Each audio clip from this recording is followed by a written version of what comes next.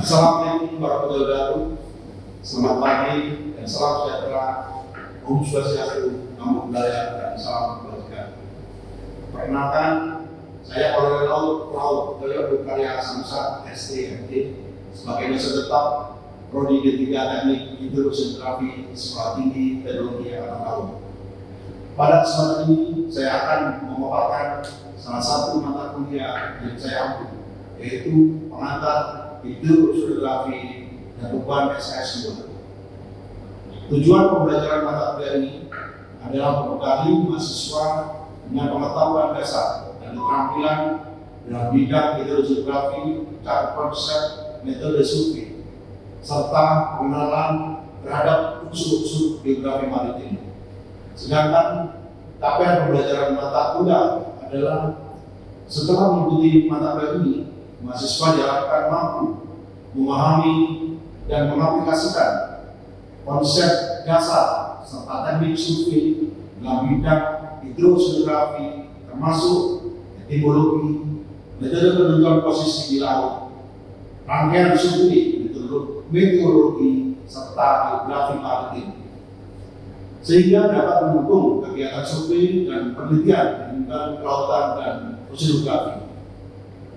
Pembahasan mata kuliah pengantar hidroseografi terdiri dari 5 bab, yaitu bab pertama pendahuluan, kemudian bab kedua etimologi hidroseografi, kemudian bab ketiga konsep penentuan posisi di laut, kemudian bab keempat rangkaian survei meteorologi, bab kelima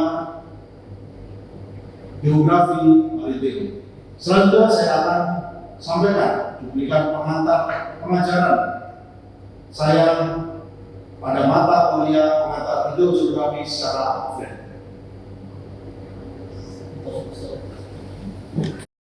Siap, gerak.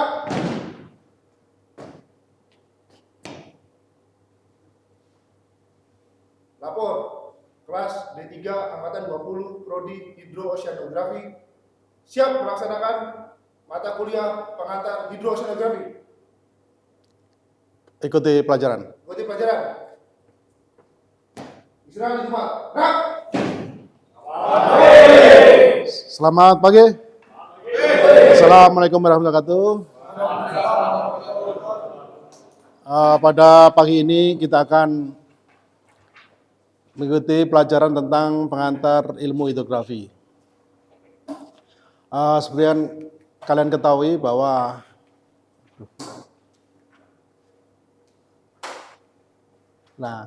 belakang ikut ini ya. Aku lupa ini Kak cedek-cedek ternyata yang berubah ini. Ulang ya.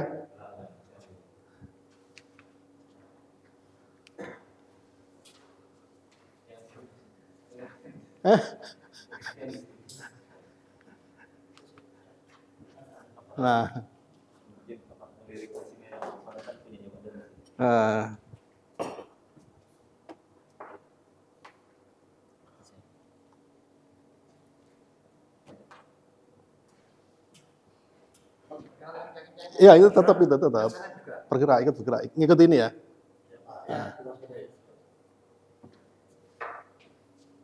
Selamat pagi. Pada pagi ini kita akan membahas masalah pengantar ilmu hidrografi, di mana sebelum kita mengetahui mengenai hidroseografi, kita harus mengetahui dulu tentang definisi dari hidroseografi, bahwa ilmu hidrografi merupakan cabang ilmu kelautan yang mempelajari aspek air laut dan pengaruhnya terhadap lingkungan maritim, dan di mana data yang akan kita ambil adalah fenomena dari arus laut, gelombang pasang surut, proses fisika, kimia, dan biologi. Kemudian bahwa ilmu hidrografi mempunyai peran dalam pemetaan dasar laut, survei hidrografi, navigasi, eksplorasi laut, mitigasi, perencanaan, dan konservasi ekosistem laut. Kemudian dari data itu dapat dibuat produk utama yaitu peta laut, buku publikasi navigasi, dan naskah kelautan. Sebelum melaksanakan kegiatan survei hidronoseografi,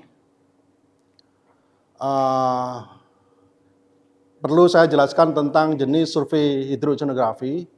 Yang pertama yaitu survei hidronoseografi itu sendiri, yaitu tentang pemeruman, batimetri, dan untuk navigasi pelayaran. Kemudian yang kedua adalah survei oceanografi yang meliputi tentang data pasang surut, kemudian suhu, gelombang, kemudian sedimentasi maupun warna dari air laut. Kemudian yang ketiga adalah survei meteorologi yang mengambil data-data tentang keadaan cuaca yang ada di daerah survei. Kemudian selanjutnya adalah survei geografi maritim yang meliputi geografi di wilayah survei itu sendiri, tentang penduduk yang ada di wilayah pesisir. Kemudian tahapan dari survei berdasarkan SP44 IAO ini bahwa memang survei hidronoseografi sudah ada standar internasionalnya yang diatur oleh International Hydrography Organisasi secara internasional. Yang pertama adalah tentunya perencanaan dari perencanaan survei, yaitu menyiapkan rencana survei dan koordinasi dengan pihak-pihak terkait. Kemudian persiapan survei yang meliputi survei pendahuluan, kemudian penyiapan alat. Terus yang ketiga pelaksanaan, yaitu pelaksanaan baik survei hidrografi, survei oceanografi, meteorologi, dan geografi maritim. Kemudian terakhir adalah pengolahan data yang meliputi validasi, penyimpanan, analisis, dan pembuatan peta. Secara terperinci pada tahap perencanaan yang meliputi mempelajari rencana operasi dari survei yang akan dilaksanakan, yaitu mempelajari daerah yang akan disurvei dengan menyiapkan data referensi dan belangko daftar isian, kemudian diperlukan untuk kegiatan survei yang akan dilaksanakan. Kemudian koordinasi dengan pihak terkait supaya untuk memperlancar kegiatan survei. Kemudian lanjut pada tahap persiapan. Tahap persiapan dilakukan dengan survei pendahuluan, penyiapan belangko daftar isian survei, kemudian tentu dari survei pendahuluan akan diketahui peralatan yang akan digunakan, sehingga kita harus menyiapkan peralatan dan logistik yang diperlukan dalam melaksanakan survei, kemudian mempelajari peralatan survei. Kemudian pada tahap yang ketiga, yaitu tahap pelaksanaan, di sini ada 3 pelaksanaan survei, yaitu survei hidrografi, survei oceanografi, dan meteorologi, serta geografi maritim. Di mana untuk tahap pelaksanaan survei hidrografi, yaitu tahap pelaksanaan hidrografi dilakukan dengan spesifikasi survei dengan sistem proyeksi maupun skala survei, kemudian menentukan titik kontrol pemetaan, yaitu titik referensi, pembuatan titik hidropolar maupun benchmark. Kemudian melaksanakan pemeruman yang didasari dari skala survei. Jadi perbandingan skala survei harus ditentukan dalam pemeruman, kemudian spasi lajur pemeruman yang harus dilaksanakan. Kemudian lanjut pada tahap pelaksanaan survei oceanografi dan meteorologi. Pada tahap pelaksanaan survei oceanografi dilakukan dengan pengamatan atau pengambilan data pasang surut, arus, kemudian pengukuran suhu, jadi pengambilan data gelombang, pengambilan data salinitas, densitas, floating tracking, maupun transportasi di sedimen, tentang sedimentasi, kemudian kecerahan air laut. Kemudian tahap pelaksanaan meteorologi dilakukan dengan pengukuran suhu, pengambilan data tekanan angin, terus penguapan, awan, hujan, dan data-data penyinaran maupun kelembapan. Kemudian pada tahap pelaksanaan survei geografi maritim, tahap pelaksanaan geografi maritim dilakukan dengan pengambilan data-data keadaan fisik di lokasi survei, topografi pantai, tanah, batuan, kemudian data iklim yang meliputi suhu, angin, kelembapan, dan curah hujan yang ada. Kemudian keadaan laut, data keadaan laut berupa pasang surut, arus, kondisi kedalaman, suhu air laut. Kemudian juga termasuk kita mengambil data-data tumbuhan dan binatang di sekitar daerah survei. Kemudian juga yang keadaan sosial, ekonomi, dan politik di sekitar daerah survei. Kemudian pada tahap keempat, yaitu tahap pengolahan data.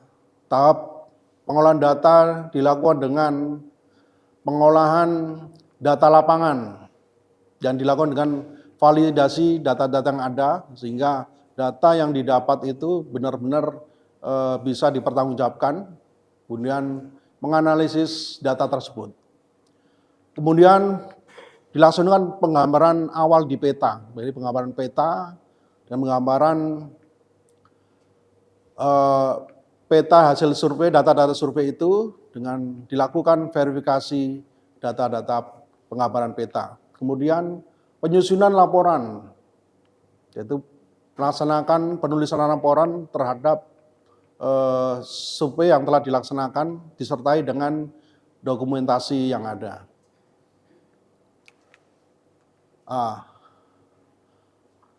Kesimpulan dari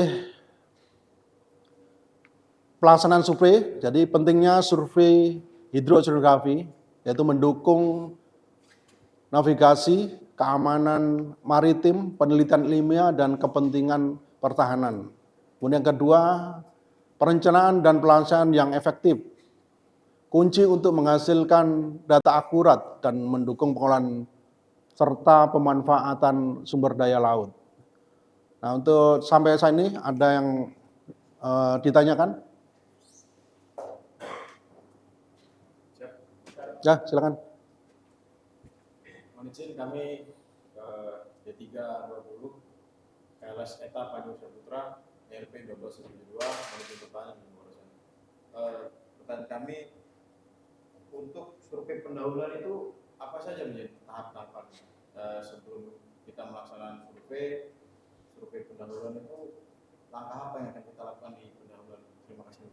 Baik, terima kasih, pertanyaan bagus.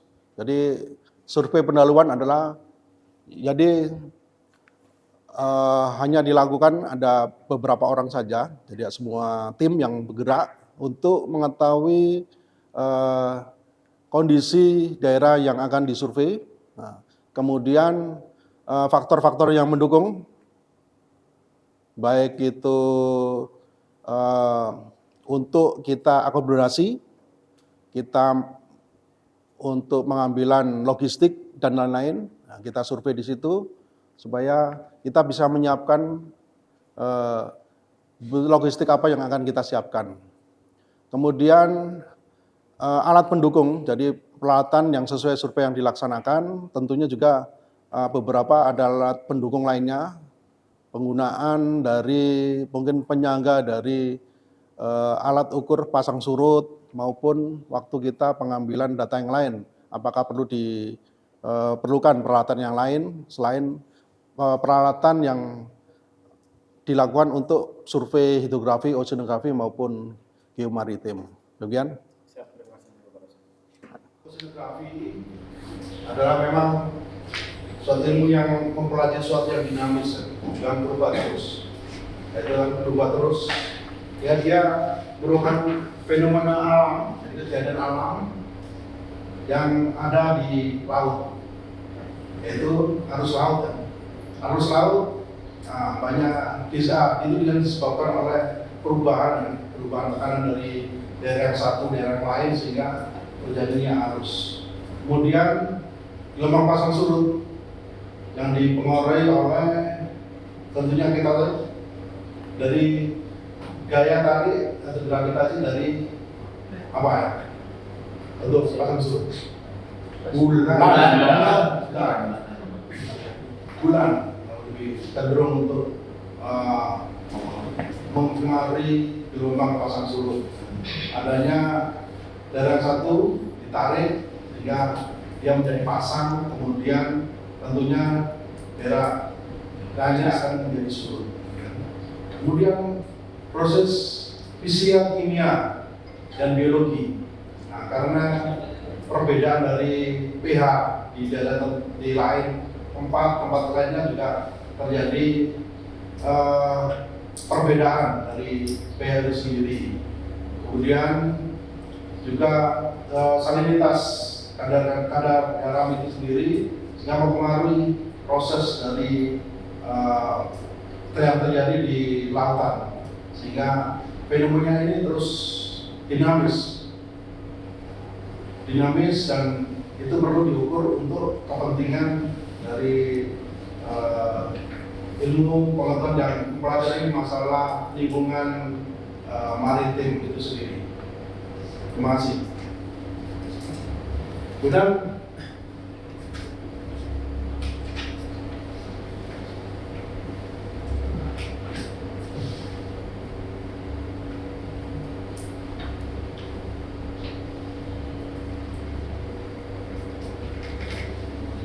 Kemudian untuk jenis-jenis survei hidrostatistik, mungkin ada yang perlu ditanyakan, silakan.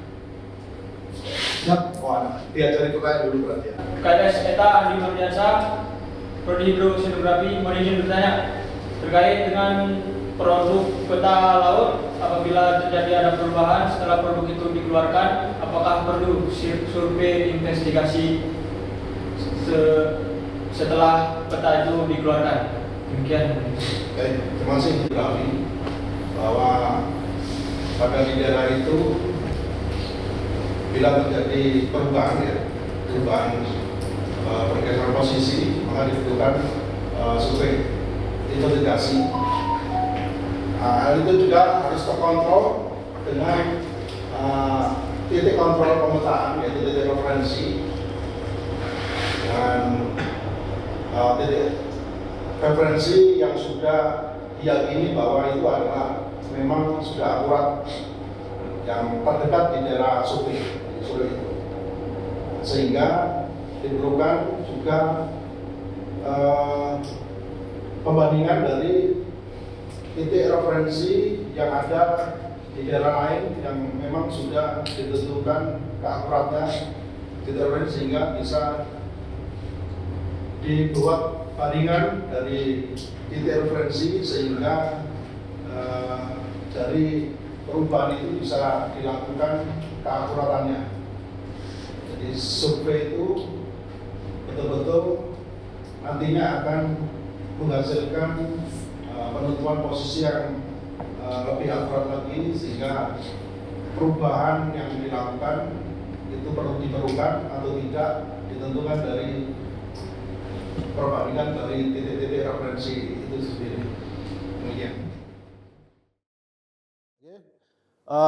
Untuk hari ini kita cukupkan dulu. Saya akhiri. Wassalamualaikum warahmatullahi wabarakatuh. Waalaikumsalam warahmatullahi wabarakatuh. Siap. Kelas D3 Angkatan 20 Prodi Hidroseanografi telah melaksanakan mata kuliah pengantar hidroseanografi. Laporan selesai. Bubarkan. Bubarkan.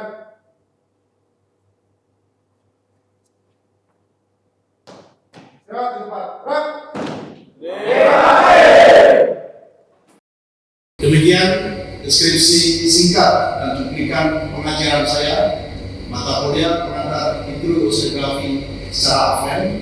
Semoga bisa memberikan gambaran pelaksanaan proses belajar mengajar yang saya laksanakan selama ini. Sekian dan terima kasih. Media Adikuna. Wassalamualaikum warahmatullahi wabarakatuh.